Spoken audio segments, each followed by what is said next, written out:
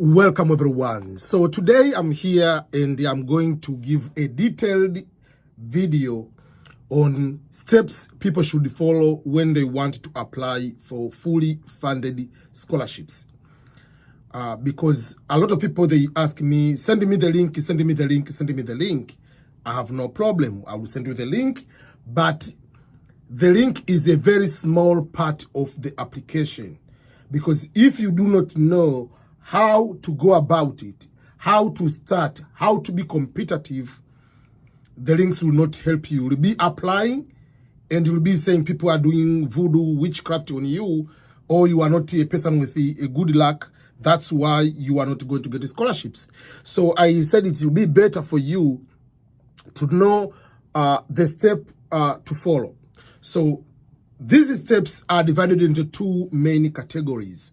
There are overall what we call general steps, and there are some specific steps. The general steps are the steps which I'm going to explain, which will be applicable to almost all programs. And there are some specifics that will be specific based on the region you are applying. That will be specific based on the level of education you are applying. That might be specific based on the particular program you are applying, or specific scholarship can have a specific requirement. But those are things you need to know. The general part, first of all, and then the specific part. So without further ado, I want to go straight and explain these steps. So, step number one, obviously, you need to have good results. And I've said it over and over. Good results, or the good general point average GPA, is a very good start, but it's not everything.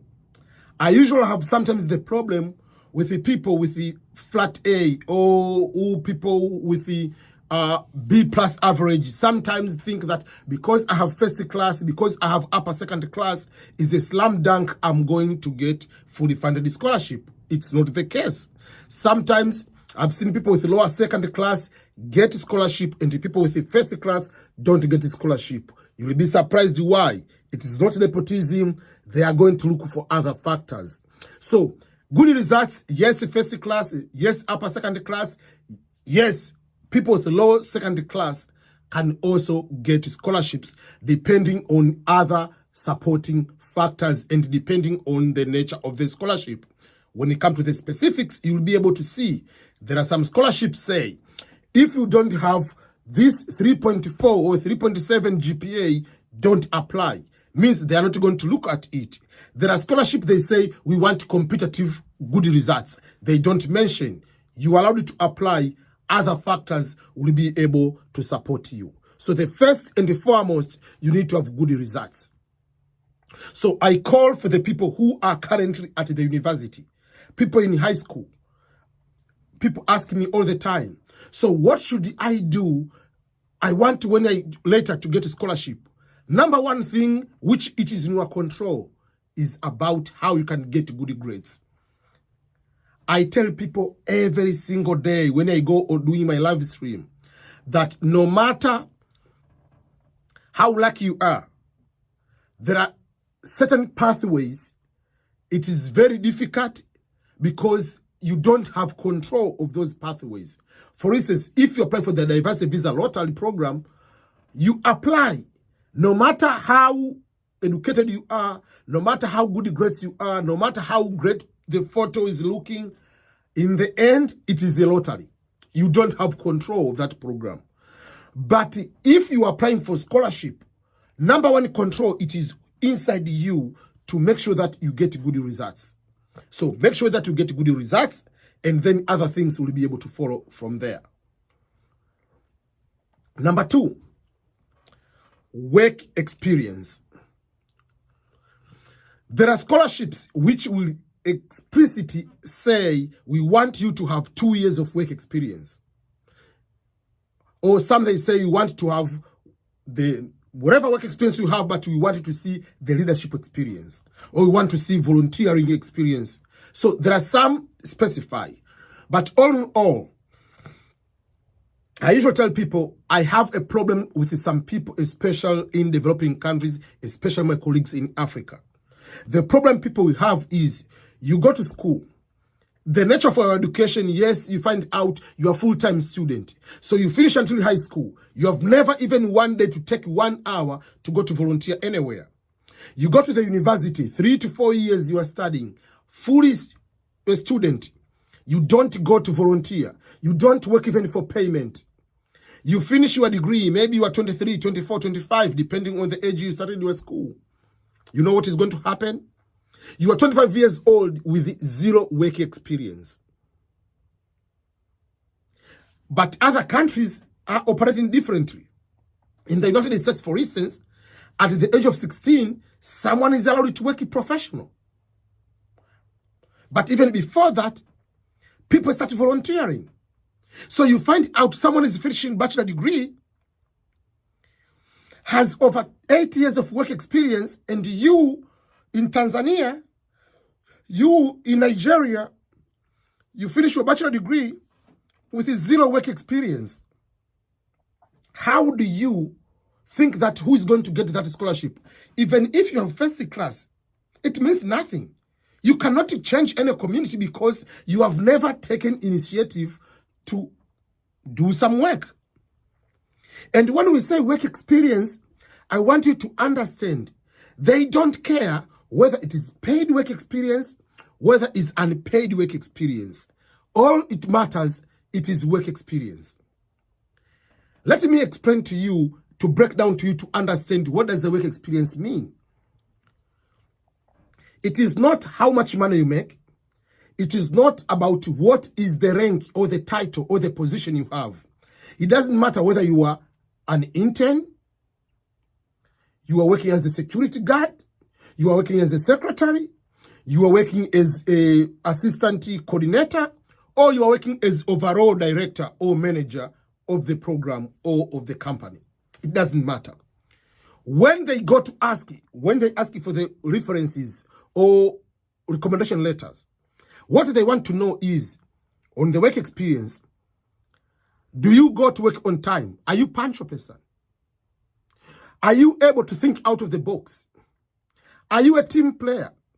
Are you able to solve conflicts with your co-workers? Are you innovative? Do you respect authority? Do you appreciate your supervisors? What do you do if you don't agree with your supervisor, your manager? Those things don't care what position you have. You can be a vice president, but do you respect your president, who is the person who appointed you? So it's not about the position. It's about the experience. It's about the work you are going to do. It's about your behavior. Do you go every day on work, or you just every Monday you call because you were just drinking? Because you were drinking, you cannot be able to go and say, oh, I'm not able to come to work because I'm sick. You are lying. What is your work behavior? That's what they are looking about, the work experience. It's not about the title. Oh, but now I'm a manager. I do this one. But what do you do actual?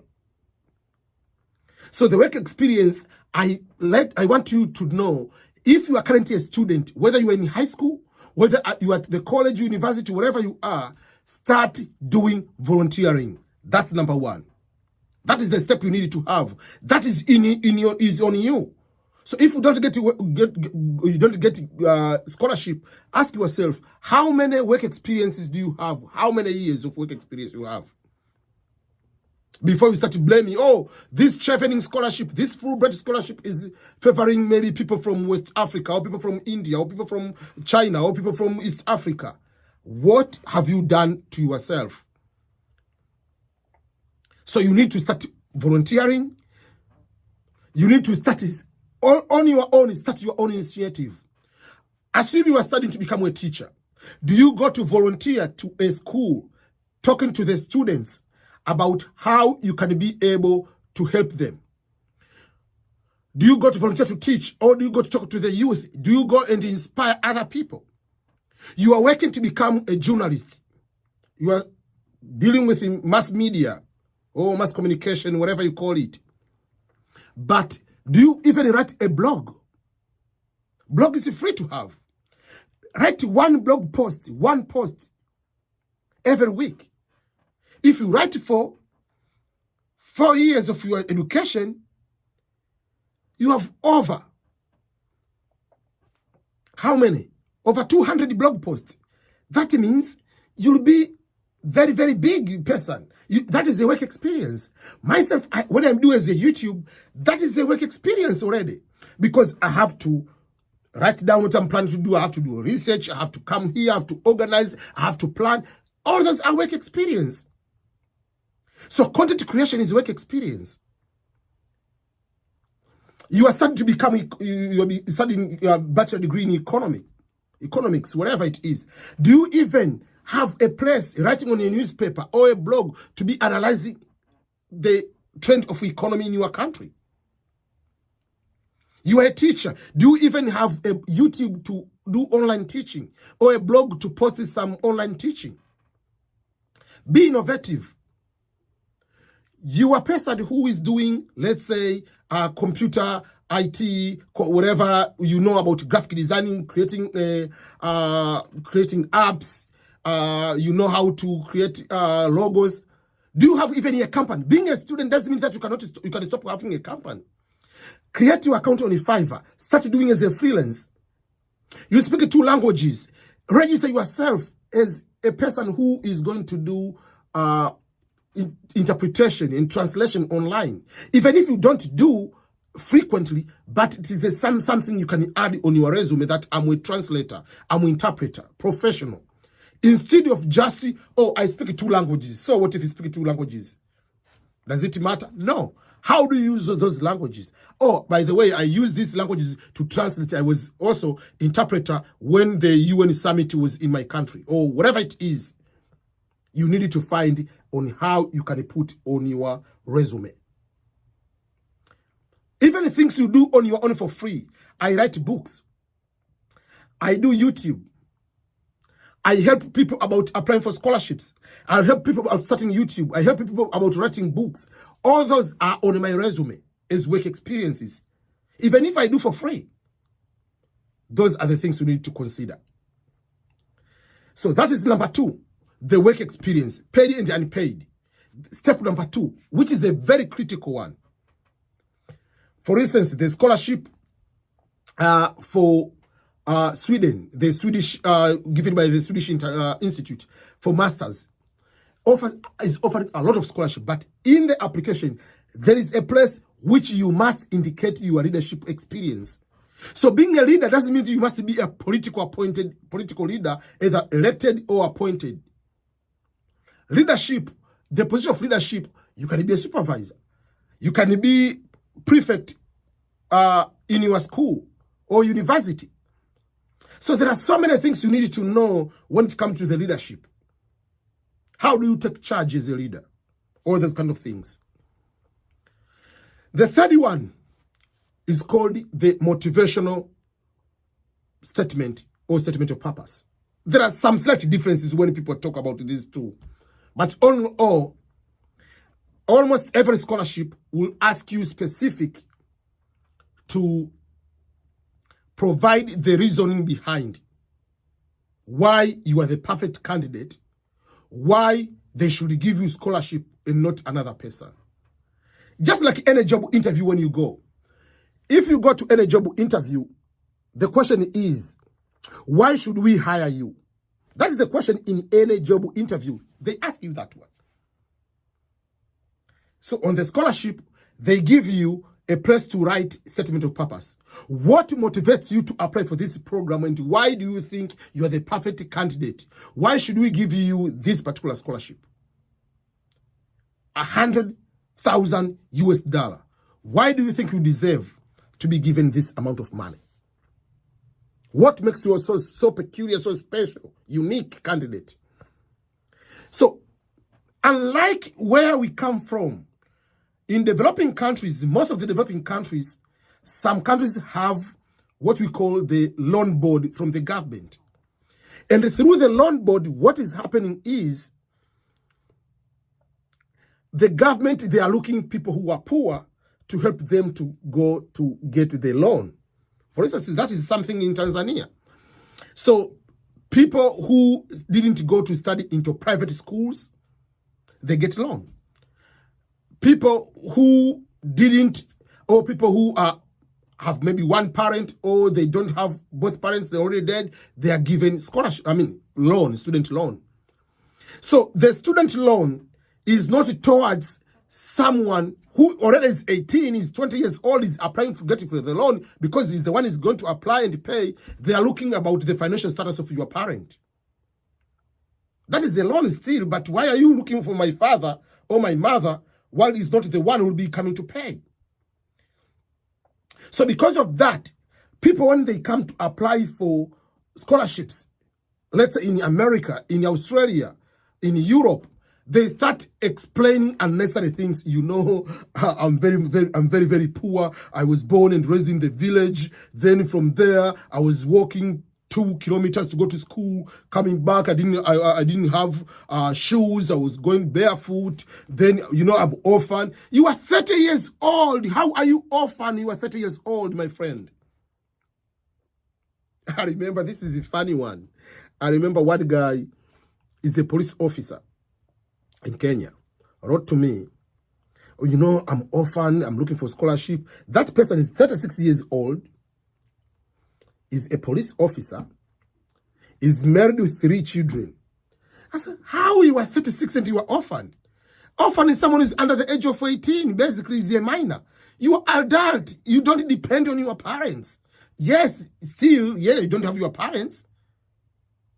So what? You are 36 years old. That is not the reason why should we give you the scholarship. And even if people give the scholarship to people with a disability, there is one scholarship, for instance, in England for people with a disability. It doesn't mean that because you have any disability that is automatically you are going to be given. It's just one of the scholarships they say priority will be given to people with a disability, or priority will be given to women. It doesn't mean that even if you have 0, you are a woman, you are going to get that scholarship. No. So I usually tell these people, don't express your personal problems seeking for the sympathy. Scholarship application is not a therapy session. And this is the difference when you look like you ask Cristiano Ronaldo, for those who follow soccer, football, Cristiano Ronaldo versus Messi. If you ask Messi, who is the best player in the world, Messi will never say, I'm the best. Ronaldo will say, I'm the best. The difference is Ronaldo is from Western Europe. Messi is originally from developing country, from Argentina. People from developing countries, we have that communal way and think that the humbleness will take you everywhere. So, are you the best? No, you know, I'm not. Even Mbappe is good. Even Neymar is good. Even Di Maria is good. We have so many best players. No, give me a break. Ask Ronaldo, someone from Western Europe, because they know capitalism, they know the greatness, they know the individualism. Ronaldo will say, yes, I'm the best player on the planet Earth.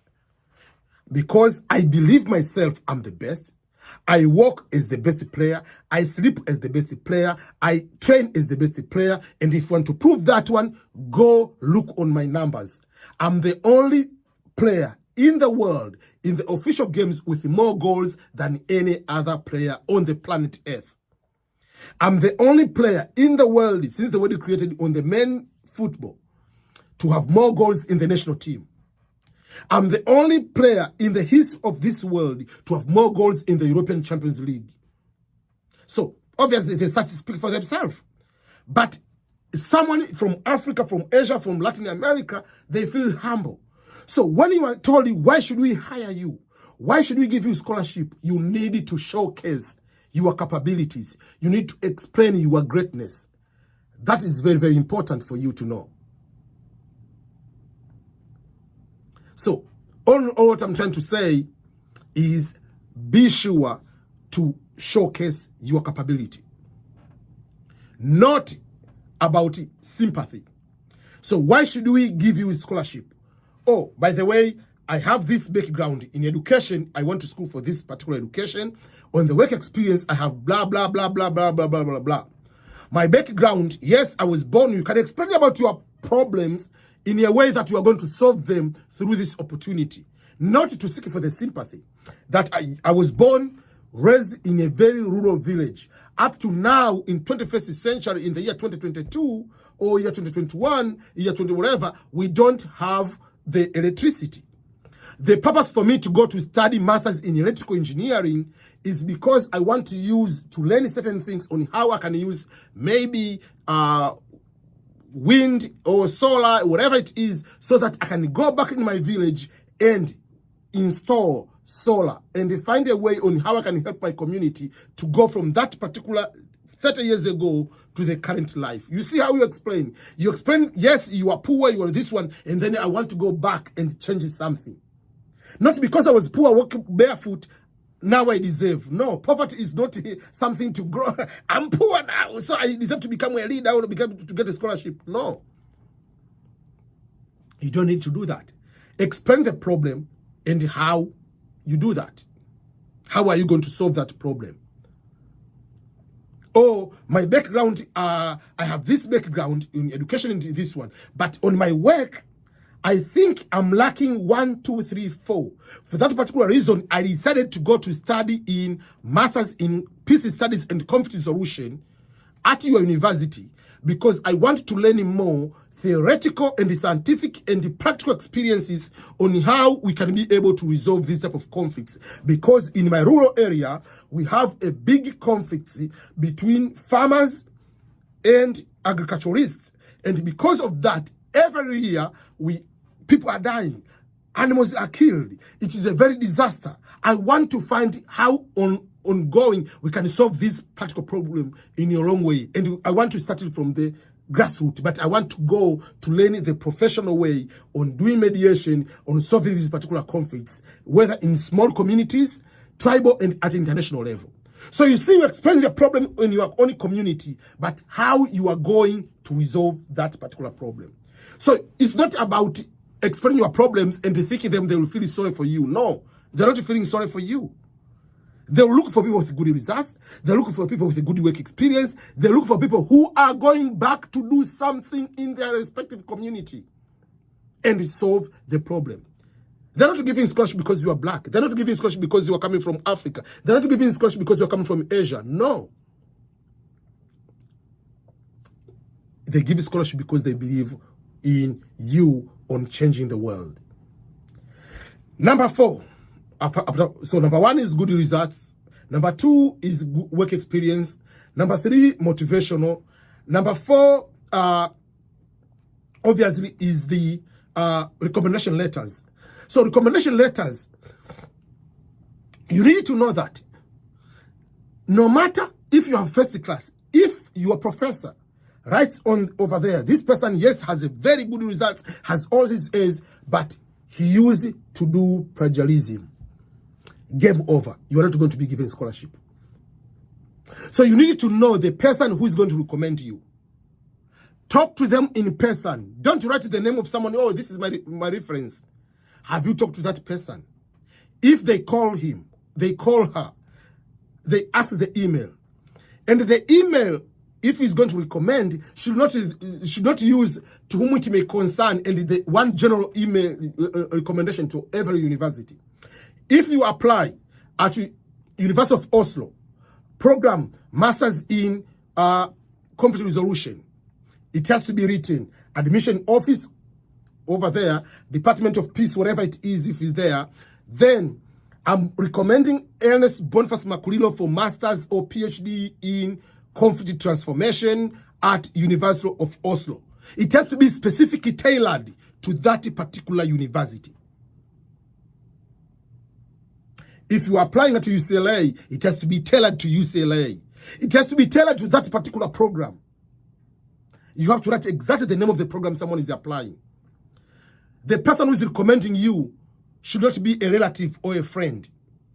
Should be, because you're planning to go to study, if 3 recommendations, at least 2 coming from your teachers. And 1, or if you want to add more, like 3, 1 more from, if you are working, from the work experience perspective. Should write them how long they have known you, in what capacity.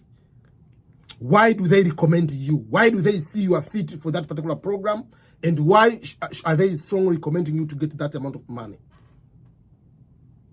This person is doing this, blah, blah, blah, blah. I've done this one. So he's planning to study this one. I have no doubt this program will help him or her to come to do 1, 2, 3, 4. That's what I want to explain to you. Then, after that recommendation, we come to the other things. There is entrance examination. That depends. There is English proficiency test. There is 12 exam test of English as a foreign language. And then there is International English Language Testing System, IELTS. Yes, I know that there are some universities, there are some programs, there are some scholarships have the waiver for English proficiency tests. Either because you study for using English, or there are specific countries are going to be waived. Or because of the pandemic, for instance, even Chevening removed the requirement for the English proficiency. But if you are competitive like me, don't wait for the waiver. Go fully committed. Fully committed to get that scholarship.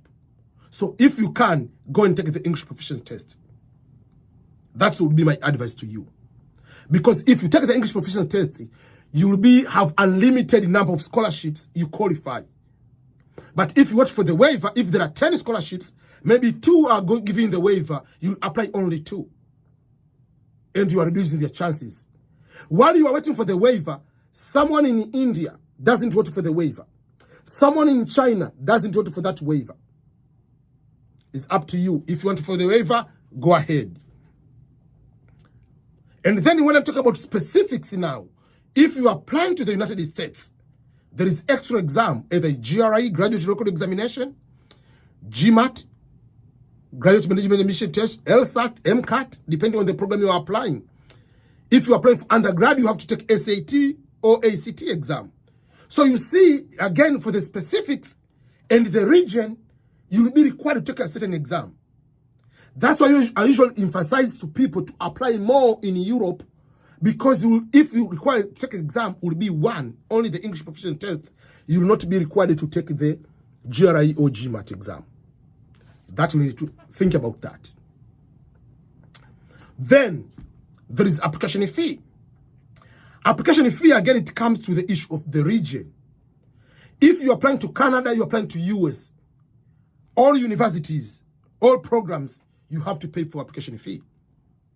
Nowadays, because of the pandemic, there are some universities have been giving the waiver, application fee waiver.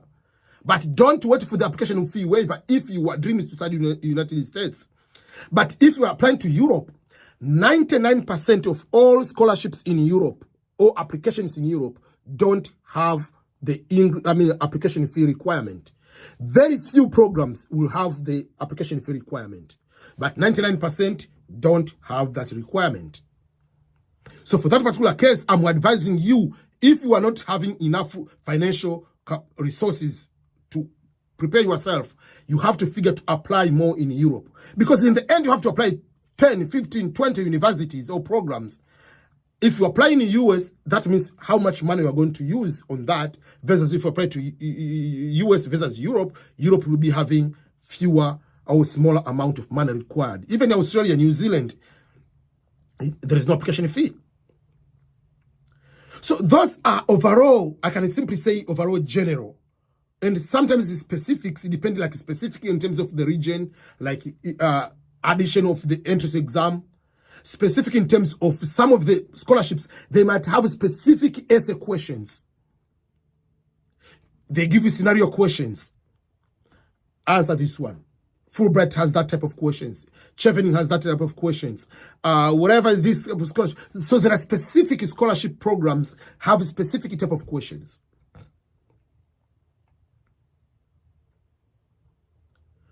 And I didn't mention in resume or CV because that is part of the work experience. You need to know how to write a very competitive CV or a resume. Not the CV or resume, the one you write name, date of birth, marital status, place of birth, tribe, religion, whatever. If you are single, if you are Christian, you are Muslim, who cares? Number of children. No, they don't care about that. So you need to be mindful of all those requirements. So those are the steps. So by knowing these kind of things, now you can go to apply. So the steps you need, before I give you the link, you need to know you have good results here. You need to have a statement of purpose. Just draft the basic blueprint. Then you'll be modifying depending on each scholarship here. You need to have your work experience written down in a very competitive way. Paid and unpaid. Know how to write good working experience. You need to have what people, who will be able to recommend you. Those are the steps you need to have. You need to take the English proficiency test ready. If you are applying, really applying. If you are not waiting for the waiver. If you want to come to America, you need to have money for the application fee and also in addition to that to the GRE or GMAT. Once everything is ready, now it is time to apply. Now when I say send me the link, when I send you the link, you know, okay, the competition, I can apply this scholarship, I can have 1,000 people and I'll be one among the 10 people who are going to get scholarship. But I send you the link, you are not connected to any professor. Since you graduated, you have never told any professor that you are planning to apply for school. That's a problem. You don't know what is the motivational statement and you want to apply for scholarships. Some universities, they say you need to send us the writing sample. Writing sample is any academic work you have written, professional paper, whether it's a presentation, whether it was an article published, send it to them also. Do you have it right now if I ask you? No. You want to apply for the PhD. PhD in Europe, you need to have the PhD, what you call the PhD proposal. Do you have it today? I can give you the application today. Link, here is the link. Deadline is tomorrow. Are you able to complete that one? So you need to have everything ready. Lionel Messi, Cristiano Ronaldo are ready. Lewandowski is ready every time. So if the ball comes here, whether it will be by head, by chest, by left leg, right leg, they are going to score. You need to be ready. Those are the steps you need to take. But people are going to the last step. Give me the link. The link is the last step to actually go and apply.